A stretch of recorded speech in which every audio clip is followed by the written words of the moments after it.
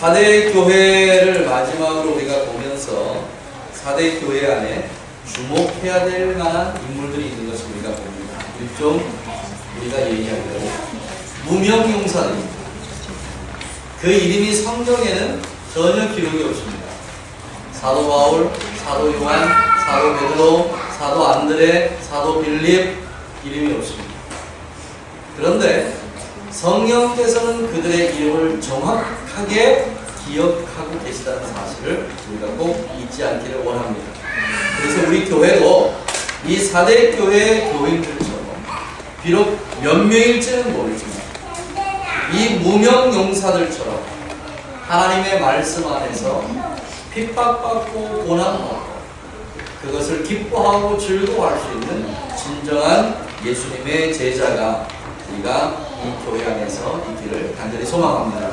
예수님의 시선은 누구에게 있느냐? 바로 이런 사람들에게 있습니다. 4절 말씀 보니까 이렇게 기록합니다. 그러나 4대의 그 옷을 더럽히지 아니한 자 몇 명이 내게 있어 흰 옷을 입고 나와 함께 다니리니 그들은 합당한 자인던가. 성경에 말씀할 때 여러 가지 옷의 의미가 있습니다. 특별히 이 요한계시록 1서의 흰 옷의 의미는 성도들의 옳은 행실입니다. 성도들의 그 옳은 행실이 세상의 도덕적인 기준으로 봤을 때 옳은 행실이 아닌 것을 명심하십시오. 하나님께서 보시기에, 예수님께서 보시기에 그들의 행위가 온전했다는 얘기입니다. 예수님께서 보시기에 그들의 행위를 받아들일 만한 행위라는 사실입니다. 이것이 오늘 우리가 봐야 될 주목된 일입니다. 우리가 지금까지 초대교회 여러 가지 일들 면모들을 싹 살펴봤는데 초대교회에 가지고 있는 공통적인 문제들이 있습니다. 이 공통적인 문제들이 2000년 전에도 이 문제가 있었고 오늘 우리가 예배하는 우리의 교회 안에도 수없이 많은 현대 21세기 교회 안에도 이 문제는 그대로 존속하고 있다는데 우리가 놀라움을 금치 못합니다. 그래서 오늘 이 말씀을 통해서 우리가 어떤 분들은 예배 시간에 조금 다루기에는 좀 첨예한 문제가 되지 않느냐라고 생각하는데 성경 말씀은 그런 게 없습니다. 오늘 아침에 성경 공부하면서도 제가 그 얘기를 했습니다. 50년이 넘도록 신앙생활을 해오면서 저는 이 말씀을 그 누구에게도 배워본 적이 없습니다. 전도사님, 목사님들 수없이 많은 분들 만나고 그분들의 설교를 듣고 그분들의 성경적인 가르침을 받았지만 이 문제에 대해서는 단 한 분도 제게 가르쳐 주신 분이 없었습니다. 내가 만약에 이런 범죄를 하고 하나님 앞에 갔을 때 하나님께서 너는 왜 이렇게 이런 죄를 범했냐고 나에게 물으시면 저는 그렇게 대답했을 것 같아요. 하나님, 이것을 나에게 가르쳐 준 사람이 아무도 없었습니다. 이것을 내가 어떻게 죄라고 여기겠습니까? 라고 하나님 앞에 그렇게 반문했을지도 모릅니다. 이런 일들이 우리 교회에서는 있어서는 안 되겠다는 것입니다. 비록 우리가 보기에 좀 낯뜨거운 문제들이라 할지라도 성경이 이것을 우리에게 어떻게 이야기하고 있고 초대 7교회 중에서 적어도 절반 이상의 교회들이 이 문제에 직면해서 이 문제 때문에 넘어졌다면 앞으로 21세기 우리의 교회들도 이 문제 때문에 쓰러지고 넘어질 그러한 위험성을 내포하고 있다는 사실을 우리가 꼭 기억했으면 좋겠습니다. 나는 지금 현재 이와 같은 죄를 범하고 있지 않으니까 나는 괜찮겠지라고 생각하는 그런 교만에서 우리가 벗어났으면 좋겠습니다. 혹이라도 내 마음속에서 이와 같은 범죄에 대한 조금이라도 생각이 있었다면 오늘 하나님 앞에 철저하게 회개하고 하나님, 이 죄에서 이제 내가 멀어지기를 원합니다. 내 마음속에서 이와 같은 생각조차도 사라지게 하시기를 원합니다. 하나님 앞에 철저하게 회개하고 초대교회가 범했던 초대 7교회가 범했던 이런 어리석은 범죄가 우리에게 있지 않기를 주님의 이름으로 간절히 축원합니다. 첫째로 초대 7교회가 가지고 있었던 문제에 직면했던 첫 번째 문제가 뭐냐? 성적인 유혹에서 본인 자신들을 잘 지켜내지 못한 데 문제가 있습니다. 우리가 이 문제를 어떻게 해결할 것인가? 우리가 이 문제에 너무 많이 오픈되어 있는데 이 문제를 도대체 어떻게 해야 할 것인가? 라고 하는 것을 우리 교회에 대해서 잘 가르쳐 주지 않습니다. 왜요? 이 문제 자체를 부끄럽게 여깁니다. 그런데 우리가 부끄럽게 여기는 이 첨예한 문제 때문에 우리 교인들이 쓰러지고 우리 교인들이 그 유혹에 넘어지는데도 불구하고 이 문제 우리가 그냥 넘어갈 수는 없다는 사실입니다. 많은 청년들에게 제가 부탁하는 부탁입니다. 치마 길게 입으십시오. 세상이 아무리 치마를 짧게 입어도 하나님의 사람들은 치마 길게 입으십시오. 세상의 패션이 그렇게 간다 할지라도 하나님 앞에 와서 예배하는 자들은 예배하는 복장이 되어야 됩니다. 교회 올 때만 그렇게 입어서는 안 됩니다. 우리의 삶 자체가 예배입니다. 우리의 삶 자체가 하나님 앞에 드려지는 온전한 예배가 되어야 될 줄 믿습니다. 세상의 도덕적 기준으로 우리가 살아가서는 안 됩니다. 우리의 기준은 하늘나라의 삶이 우리의 기준입니다.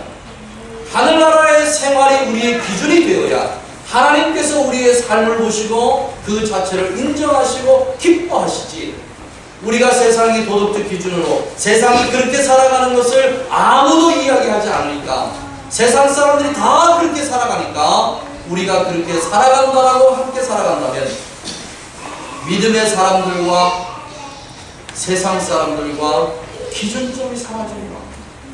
이것이 바로 초대교회의 문제입니다. 초대 7교회의 교인들이 우리처럼 이방인들이었습니다. 복음을 받아들였습니다. 복음에 대한 은혜에 빠졌습니다. 그 은혜에 감사하며 살아갑니다. 그런데 그들은 그냥 복음을 가슴으로만 받아들였을 뿐 그들의 삶으로 복음이 전달되지 못했다는데 이 초대교회에 무너짐이 있었습니다. 언제 한 번인가는 초대교회를 반드시 방문해보고 싶어요. 초대교회 7교회가 있던 터키를 다녀왔던 목사님들이 이런저런 말씀을 하시면 저는 그냥 귀동냥으로 듣습니다. 아 그렇겠구나, 아 그렇겠구나. 이곳을 방문해서 제가 보고 싶은 게 있습니다. 이 교회들이 왜 황폐화됐을까? 이 교회들이 왜 그 턱까지 없어져 버리고 교회의 모형만 남아있을까? 하나님께서 왜 그 뼈대만상하게 초대 7교회를 그냥 그렇게 남겨놓으셨을까? 여러분 왜겠습니까? 반드시 거기에는 하나님의 이유가 있을 줄 믿습니다. 너희들도 내 말에 순종하지 아니하고 내 말에 귀 기울이지 아니하고 이 말과 이 뜻대로 살지 아니하면 아무리 아름다운 교회 건물을 지어놨다 할지라도 하나님께서 그 건물을 무너뜨리신다는 경고가 아니겠습니까? 교회 건물이 아무리 아름답다 할지라도 그 안에 하나님의 영광이 살아있지 않다면 그 교회가 무슨 의미가 있겠습니까? 그 아름다운 교회에 수천 명, 수만 명이 그 교회 안에 들어가서 예배를 드린다 할지라도 그들의 삶이 하나님 앞에서 온전하지 못하다면 그 성도의 의미가 도대체 어디에 있겠습니까? 오늘 사대교회입니다. 너무나 아름답게 지어진 교회입니다. 그 교회가 터도없이 무너져버린 이유가 뭐냐? 하나님이 그들에게 분명하게 약속하신 말씀이 있습니다. 그리고 그들에게 주신 명령이 있습니다. 너희는 너희의 자신들을 말씀 안에서 지키라는 사실입니다. 여러분 왜 이 말씀을 지켜야 됩니까? 하나님을 위해서 지켜야 됩니까? 아닙니다. 우리 자신들을 위해서 이 말씀을 지켜야 될 줄 믿습니다. 6년 전에 이 교회 부임해서 우리 청년들에게 2가지를 했습니다. 하나는 인사하는 일. 교회 와서 부임을 보니까 애들이 인사할 줄을 몰라요. 그래서 청년부 전체 모아서 인사하는 걸 가르쳤습니다. 차렷, 경례, 차렷, 경례. 앞으로 이렇게 인사하면 어떤 때인지 모르지만 나한테 혼난다. 인사하는 거. 그 다음에 2번째 가르친 게 있습니다. 앞으로 내가 만날 내 배우자의 조건을 적어도 30가지 이상은 반드시 적어놓다.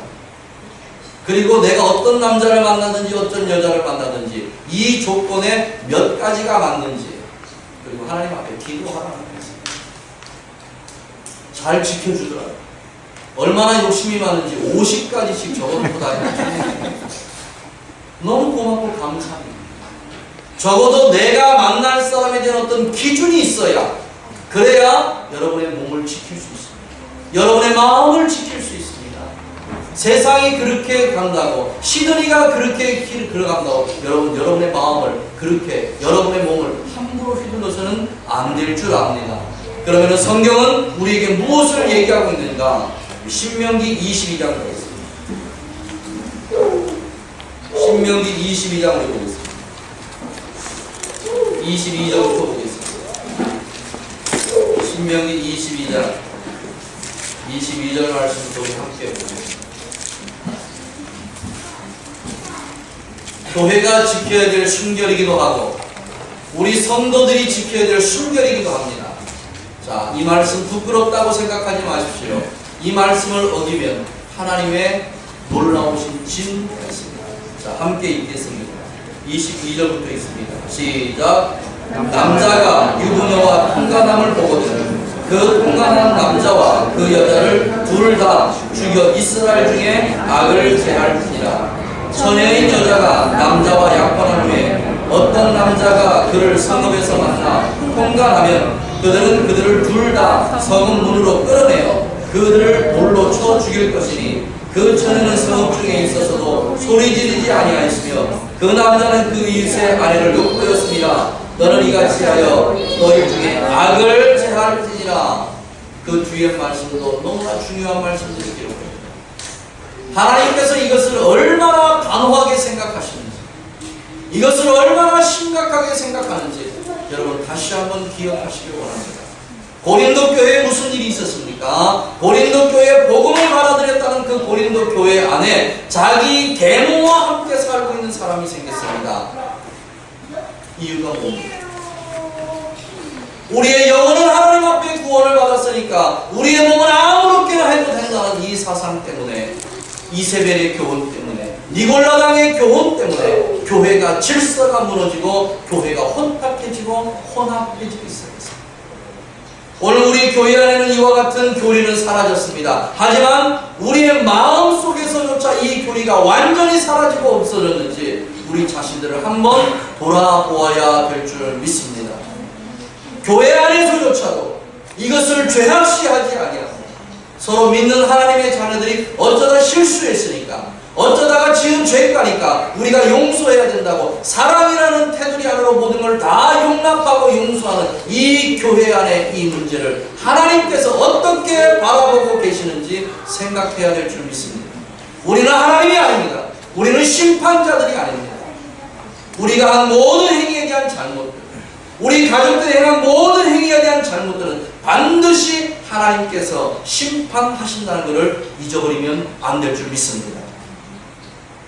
다윗이 우리아의 아내 밧세바를 범합니다. 그가 하나님 앞에 얼마나 고통스러운 세월을 지냈습니까? 그가 하나님 앞에 온 침상이 좁도록 눈물로 하나님 앞에 회개하고 또 회개했지만 그 죄악의 씨앗은 하나님께서 거두어갔다는 사실을 여러분 꼭 기억하시기를 원합니다. 하나님은 그 씨앗을 원하지 않습니다. 하나님은 그것을 결코 용납하지 않았습니다. 오늘 이 자리에 있는 특별히 우리 젊은 모든 가족들 명심해서 꼭 들으십시오. 여러분이 본받아야 될 사람은 바로 요셉입니다. 혈기왕성한 그 요셉이 보디발의 유혹을 어떻게 이겼겠습니까? 보디발의 그 달콤한 유혹을 어떻게 해서 이길 수 있었겠습니까? 오직 한 가지입니다. 내 앞에 하나님이 계신데 아무도 이 자리에 없고 당신과 나만 있다 할지라도 이 자리에 계시는 분이 계신데 하나님이 이 자리를 지켜보고 계십니다. 내가 어떻게 하나님 앞에 불순종하고 하나님 앞에 범죄하겠냐? 이것이 요셉의 마음이 되었습니다. 사랑하신 우리 가족 여러분, 여러분이 있는 곳곳에 하나님께서 불꽃 같은 눈으로 여러분을 지켜보고 계신다는 것을 결코 잊어서는 안 될 줄 믿습니다. 우리에게 다가오는 모든 성적인 유혹을 이길 수 있는 오직 유일한 한 가지의 방법은 이 자리에 하나님이 계시다라고 하는 사실입니다. 이 자리에 하나님이 이것을 보고 계시다는 이것을 결코 잊지 않기를 주님의 이름으로 간절히 축원합니다. 다시 한번 성경이 있습니다. 신명기 27장 20절입니다. 신명기 27장 20절부터 읽겠습니다. 제가 읽고 여러분은 아멘 하시기를 원합니다. 오늘 이 자리에서 아멘 하는 것은 여러분이 하나님 앞에 이 말씀을 그대로 선언하고 이 말씀을 받아들이는 의미와 똑같습니다. 제가 읽고 여러분 아멘 하시기를 바랍니다. 20절부터 제가 읽겠습니다. 계모와 구합하는 자는 그 아비의 하체를 드러내었으니 저주를 받을 것이라 할 것이요 모든 백성은 아멘 할지니라. 무릇 짐승과 구합하는 자는 저주를 받을 것이라 할 것이요 모든 백성은 아멘 할지니라. 그 자매 곧 그 아비의 딸이나 어미의 딸과 구합하는 자는 저주를 받을 것이냐 할 것이요 모든 백성은 아멘 할지니라. 장모와 구합하는 자는 저주를 받을 것이라 할 것이요 모든 백성은 아멘 할 것이니라. 여러분 다 아멘 하셨습니다. 지키십시오. 앞으로 세상이 가면 갈수록 우리 믿음의 사람들에게 성적인 유혹과 성적인 타락을 요구하는 것이 얼마나 더 많아질까. 여러분 스스로 여러분을 지킬 수 있다고 자신하지 마십시오. 늘 하나님 앞에 도움을 구하는 우리 가족들 계셔서 사대교회 안에 세상 사람들처럼 그렇게 살아가는 그 교회 안에 사람들이 있었지만 그래도 본인 자신을 믿음 안에서 지키며 살아가려는 그 몇몇 사람 때문에 하나님께서 그 사대교회를 지키셨던 거죠. 오늘 예배하는 우리 가족들이 이와 같은 일을 결단하고 결심하고 예수 그리스도 앞에서 흰 옷을 입고 살아가는 그런 은혜가 있어서 그 은혜 입은 사람들 때문에 그 교회가 지켜지고 그 교회가 하나님의 장중에 붙잡힌 바 된 그런 귀한 은혜가 있기를 예수님의 이름으로 간절히 축원합니다. 그 다음에 두 번째 문제입니다. 물질의 유혹으로부터 자기 자신을 지키는 것이 얼마나 어려운 것인지. 오늘 아침에 우리 교육할 때도 동일한 문제가 나왔습니다. 예수님께서 그의 제자들을 선택하시고 그 제자들을 보내시면서 하신 말씀입니다. 두보룩도 가지지 마라. 전대도 차지 마라. 그냥 가라. 그냥 가라. 믿음으로 가라. 믿음으로 하나님 앞에 그냥 가라는 겁니다. 그분이 너를 보내셨으니까 그냥 가라는 겁니다. 여러분을 하나님께서 이 호주 땅에 보내신 줄 믿으십니까? 진짜 하나님께서 여러분을 이 호주 땅에 보내심을 믿으십니까? 그러면 여러분의 먹고 쓰고 입을 걱정하지 마시기를 원합니다. 왜요? 이건 내 얘기가 아니고 하나님의 말씀에 기록된 말씀입니다. 하나님은 신실하십니다. 하나님은 말씀해 놓으신 거나 기록해 놓으신 것을 단 한 번도 어기지 않은 분이 바로 하나님이십니다. 여러분이 하나님을 믿으십니까? 정말 아멘으로 믿으십니까? 그러면 그대로 사십시오. 사대교회나 다른 교회들의 문제가 뭡니까? 바로 길드라는 상인 조합들의 문제입니다. 상인 조합들이 함께 모여서 그 조합에 함께 참여하지 않은 비조합원들은 장사를 못하게 하지요. 일을 못하게 하지요. 얼마나 어렵고 힘드니까. 먹고 살 일 얼마나 걱정이 되십니까? 너무나 힘들고 어렵잖아요. 오늘 이 시간에 감히 제가 여러분에게 선포합니다. 하나님의 날을 하나님 앞에 드리십시오. 그날을 무슨 일이 있어도 하나님 앞에 드리시는 여러분 되시기를 주님의 이름으로 간절히 축원합니다. 이날은 복 있는 날입니다. 이날은 약속 있는 날입니다. 이날은 하나님께서 보장해 주시는 날입니다. 여러분 하나님께서 그렇게 말씀하셨으면 지키고 그대로 되는지 안 되는지 한번 하나님 앞에 맡겨주십시오. 하나님 앞에 온전한 11조를 드리고 하나님 앞에 온전한 주의를 드렸는데도 불구하고 내 사업이 안 되거나 내 삶이 어려우면 저한테 오십시오. 제가 그 일을 가지고 하나님 앞에 대모하겠습니다.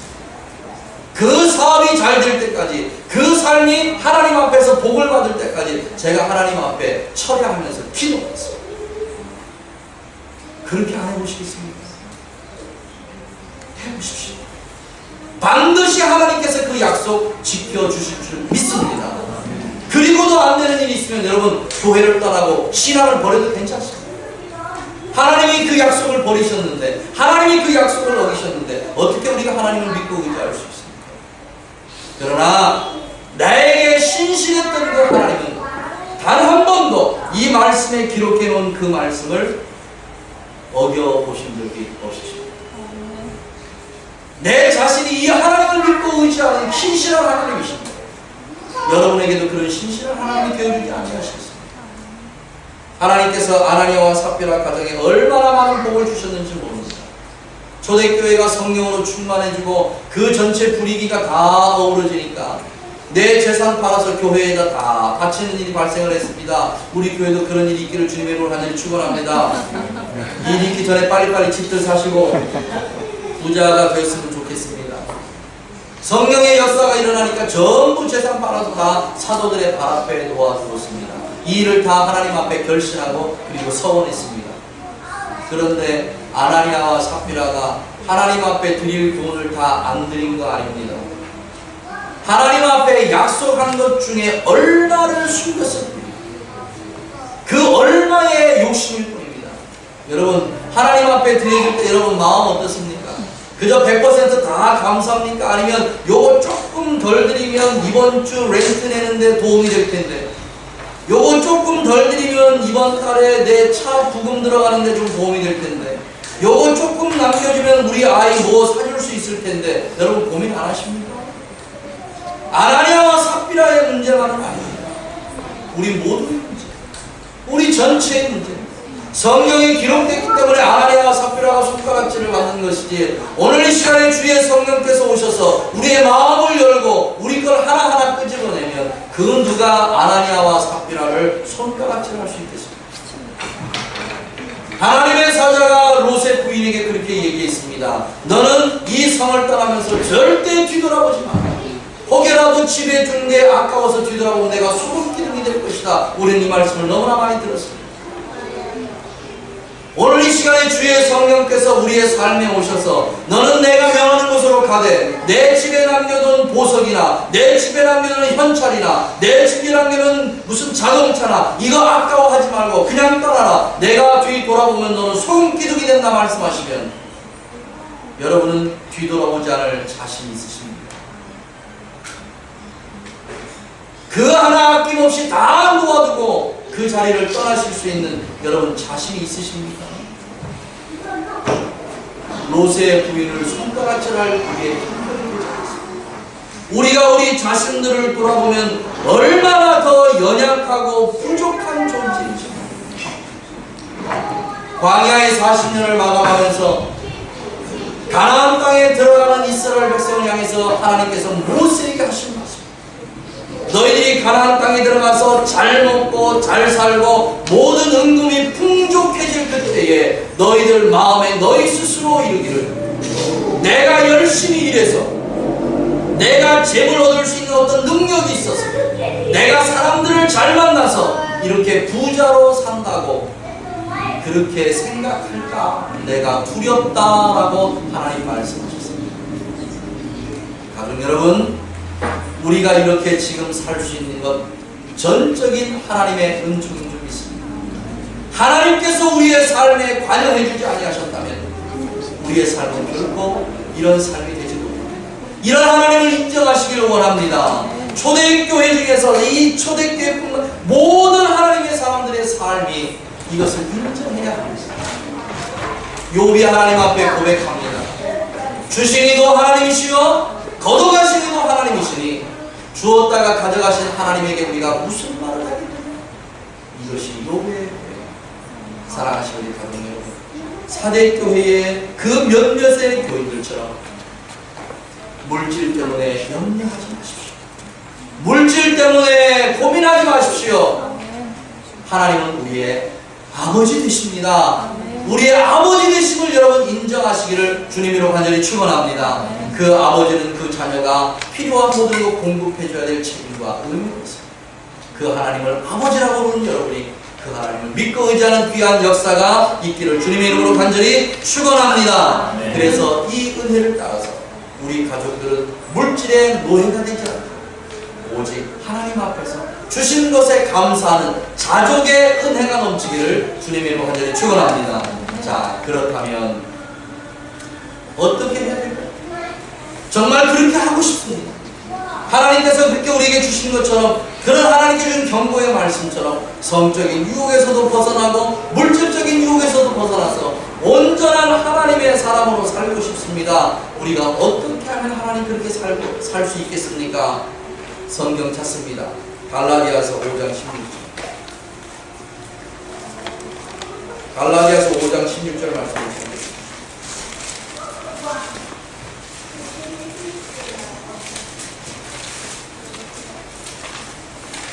갈라디아서 5장 16절 말씀입니다. 308페이지입니다. 함께 읽겠습니다. 갈라디아서 5장 16절 말씀 읽겠습니다. 시작. 내가 이르노니 너희는 성경을 쫓아 행하라. 그리하면 육체의 욕심을 이루지 아니하리라. 오직 한 가지의 방법밖에 없습니다. 오직 한 가지의 결론은 뭐지요? 성령 충만입니다. 성령 충만. 엘리사가 엘리야에게 무엇을 요구했습니까? 갑절의 성령을 요구했습니다. 엘리야가 행했던 능력의 갑절을 요구한 게 아니라고 우리가 설교를 통해서 들었습니다. 내가 길갈과 여리고와 또 여러 지역에 다녀보니까 이 안에서 내가 하나님을 믿고 그 하나님 안에서 오직 승리할 수 있는 한 가지 유일한 방법은 내가 성령으로 가득 채워지는 일밖에 없습니다. 이것을 알았던 엘리사가 엘리야에게 요구한 게 뭡니까? 나로 하나님의 영으로 가득 채워주시옵소서.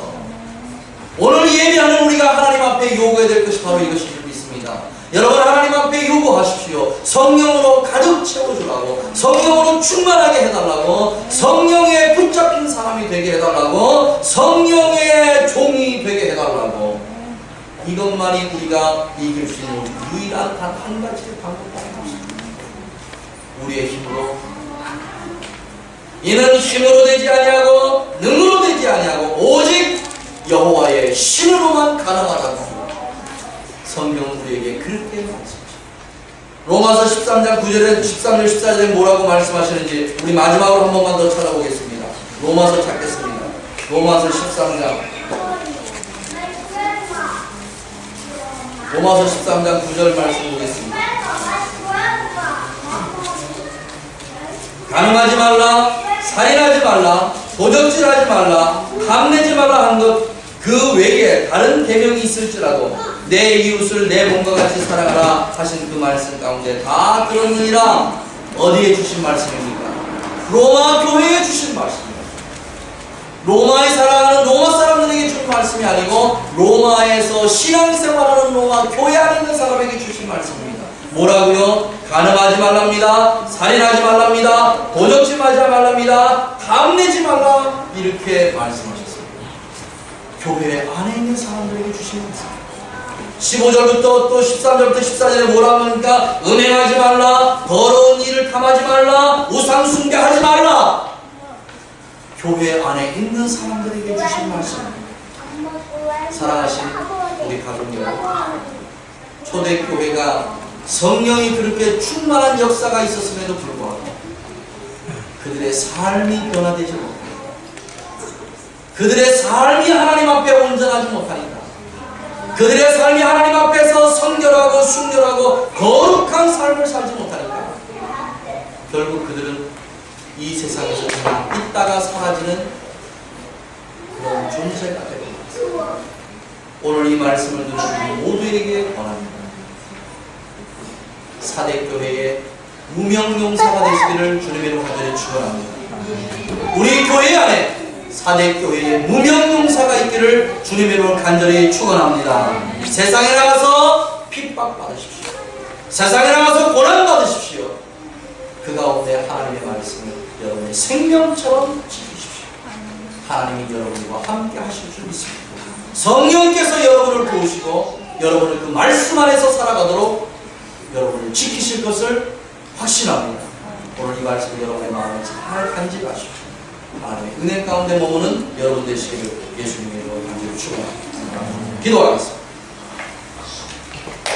살아계신 능력의 우리 주 아버지 하나님, 오늘 사대교회 마지막을 살펴보면서 그 교회가 왜 그렇게 이 지구상에서 교회의 모양만 남기고 그 안에 모든 것이 다 사라지고 없어져 버렸는지 저희들이 배웠습니다. 하나님, 마지막 세대가 다가갈수록 하나님의 자녀들이 쾌락으로, 하나님의 자녀들이 자기 중심적으로 살아간다고 성경 우리에게 이렇게 경고하는데, 이 자리에 예배하는 우리 모두는 하나님의 말씀을 중심으로 살게 하시고 하나님의 뜻대로 살게 하시는 귀한 은혜가 넘쳐나게 하여 주시옵소서. 예수님의 이름으로 기도하옵나이다. 아멘.